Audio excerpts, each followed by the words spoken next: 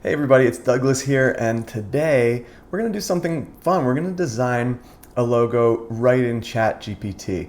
Before I get into this, I'm going to say we may run into a couple of issues.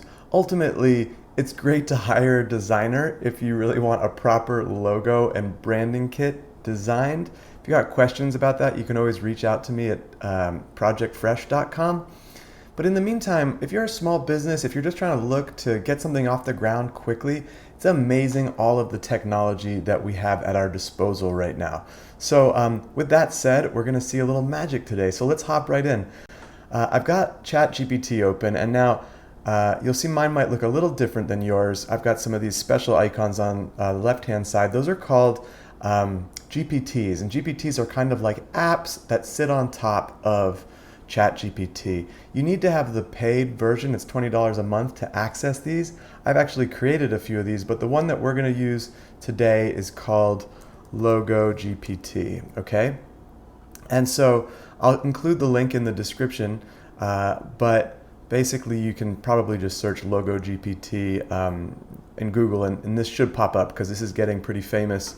It's a new GPT, thanks to Asai Rahul, that we're going to have fun with today. So I thought it would be fun to do like a devilish cupcake company or something like that. So I'm going to call it Devil Cakes, and we're going to go with that. So you can start with a sketch, which is really cool, but a business name is what we're going to start with. So I'm going to say I want a business name in my logo.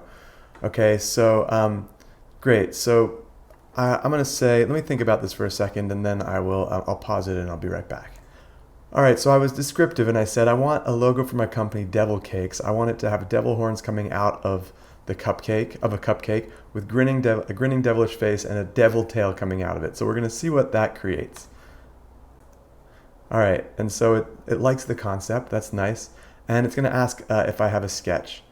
I'm going to say, okay, and we get to choose one of these. So what we can start with is, minimalistic. It could be fun just to start with. I'm going to say, I don't have a sketch, but let's go with, and I can just actually say number one. And let's see what's created. All right, so it's going to focus on some clean lines and incorporate the devil horns. And now it's going to ask any other details like preferred color scheme. Let's go with a red logo on a solid black background. Now it's going to say creating image, and this sometimes takes a minute, so I'll just pause it. All right, so let's see what it comes up with. Pretty cool. Pretty cool. I like that. That's a pretty fun idea. And it's funny, I did say include the text Devil Cakes, so we could actually see, but maybe before we do that, I kind of like maybe just the icon. But I might want to go back here and say, you know what? I'm going to say, let's do it again. But this time, let's be bold and colorful on a white background. All right, and let's see what happens here. All right, so that's pretty exciting. It might be a little too exciting.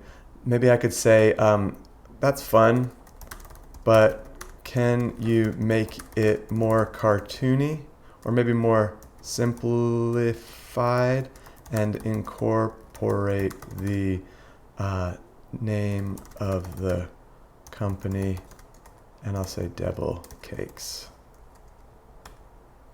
Let's see what it says. All right, let's see. Hey, that's pretty cool. And I even like that it had the I even like how it has the name in there. You know, maybe I would do it again. Maybe that's where I would bring it, into a graphic designer sort of and be like, hey, I love the cupcake, but I want some more font treatments. But so say we want to go with this. What we can do is save this, and I can just go like this, download. Great. and I'm going to have to find it. It's probably on my desktop. And then I wanted to just show you a couple other tools. And as you can imagine, you could really spend some fun time in here. You could take and download this one too. But I actually really like this. This one is fun. It's simpler. And so I could go in now to a tool. Say I decided I want to put this on a pink background. There's a couple of ways to do this. If it's just the cupcake, for example, let's do it with this. I'm going to download this one. I'm going to show you two examples with two different tools, and I'll include the link in the description. First one is from Adobe. It's a free image background removal. So you can upload the photo, and I'm going to go over to my desktop because I think if I pull this, yeah, I've got too much stuff going on here. But on my desktop, I have, here we go. So the first one is the background removal tool from Adobe. And this is super cool. It didn't do a great job. And sometimes that works. I mean, I would have imagined it was going to take all the black, but it kind of thought that that was part of it. And that's why I wanted to. And so you could take this and download it. If that had done it nicely, you could download it right from here and it would be on a transparent background. But another tool, and I found this really just by searching online, is this image online tools and remove a color. And that would be actually a lot better. So we can now take this and say, remove black, which actually you can just go like that. It doesn't let you choose this dropper over here. You have to know what color you want. That's a whole nother thing. If you wanted to do that, say this was like a weird pink and you needed to get this color. I'm showing you advanced tricks now, but this is just my workflow. Say this was like not black and it was not easy to find on that color picker. I use a Chrome extension called Color Pick, and you can actually, when you click on it, it pulls up this awesome crosshair, and right now it's black. Actually, it's funny, it's not black. Well, I'm glad we did that. It's this color. So, and then I can close that out and paste this number right in here. And distance, I guess this is from the edge. Maybe we'll make it 2 pixels. I'm just going to see. Let's try to remove it and see what happens. And it did a pretty okay job. It still has a bit of the background. I wonder if we could like make this, if we did something like that. Okay, that's a little bit better. I might even do a bit more. Maybe I'll do 10 and see if that, and that's looking better. I mean, that's pretty decent. So that's one example of how to do that. And I wanted to show you also if we wanted to do, I'm just going to reload this and drop an image here. I'll select the image.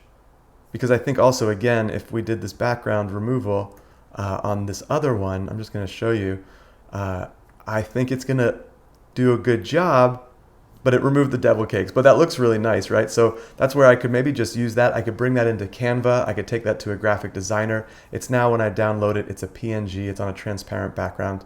The other way to do it is if you wanted to actually try to get that devil cakes text, you could remove the white here, and I'm pretty sure that that's white, and I'm pretty sure that if we do 10, this is going to look pretty nice. All right, look at that. That looks clean. That looks nice. It's on this transparent background. So now you could bring this into whatever program that you're using for graphic design, and you could put it on a different color background. You could put it on a gradient background. And so that was something I learned when playing with ChatGPT. This LogoGPT is sometimes it would create gradient backgrounds, and it looks really pretty, but as soon as you try to put it on a website or something like that, it really doesn't look very good because it's really hard to match up that gradient. All right, so that was a really short video of how you can play around. And how cool is it now? You used to have to go into different apps. The more that ChatGPT develops, the more you can do things right in line. They call it multimodal. So you can put in images, you can download images, and that's just going to increase, especially as people develop more GPTs and all that. So I hope that this was fun for you. It was certainly fun for me. I definitely feel like I'd like a cupcake now after all this thinking about devil cakes. Sinfully good baked goods. I think that would be a good tagline if I was going to really flesh out this brand. I would probably obviously do a lot more graphic design. But if you like this, subscribe to my channel, click the little bell, and then you'll get notifications. I do lots of experiments with AI, automations for company, just making technology work for you. I love that. My name is Douglas from Project Fresh, and I hope you have fun, as much fun as I did at least. All right, take care.